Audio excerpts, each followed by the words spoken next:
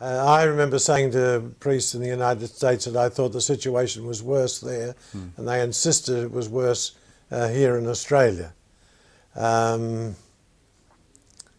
It was an explosion. There's an enormous debate as to whether the major causes were from external pressures, from the pill and the Beatles and the music that solidified that spirit of hedonism and paganism, or whether it was a greater influence from the revolutionary fervour that swept through the Catholic Church.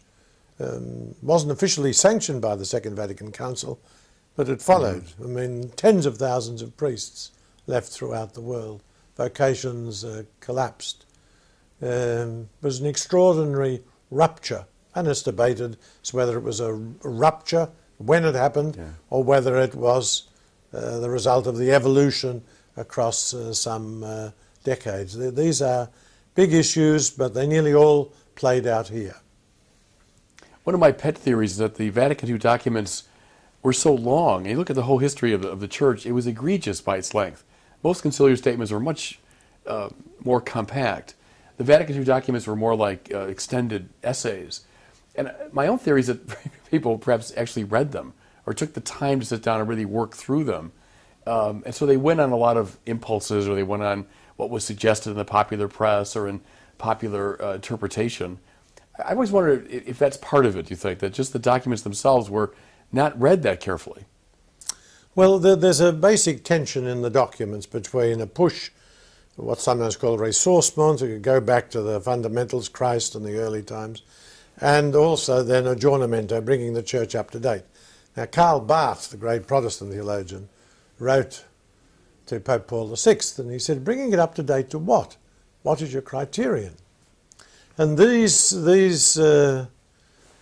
two different directions were fought out after the council, and for a while the aggiornamento, conforming to the world, ran rampant and evacuated the church of a lot of transcendental dimension, embarrassed by crucifixion Christianity, and even in some cases, sideline Christ for ecumenism or feminism or social justice, any number of isms. And when you substitute a liberal or a radical alternative to Christ, you produce contraceptive Catholics.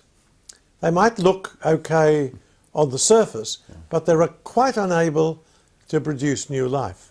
So liberalism and radical Christianity conform to the world is totally incapable of wrestling with secularism and transmitting the message. It doesn't reproduce itself, does it? Not at all. Yeah, that's my experience too, very much in the States.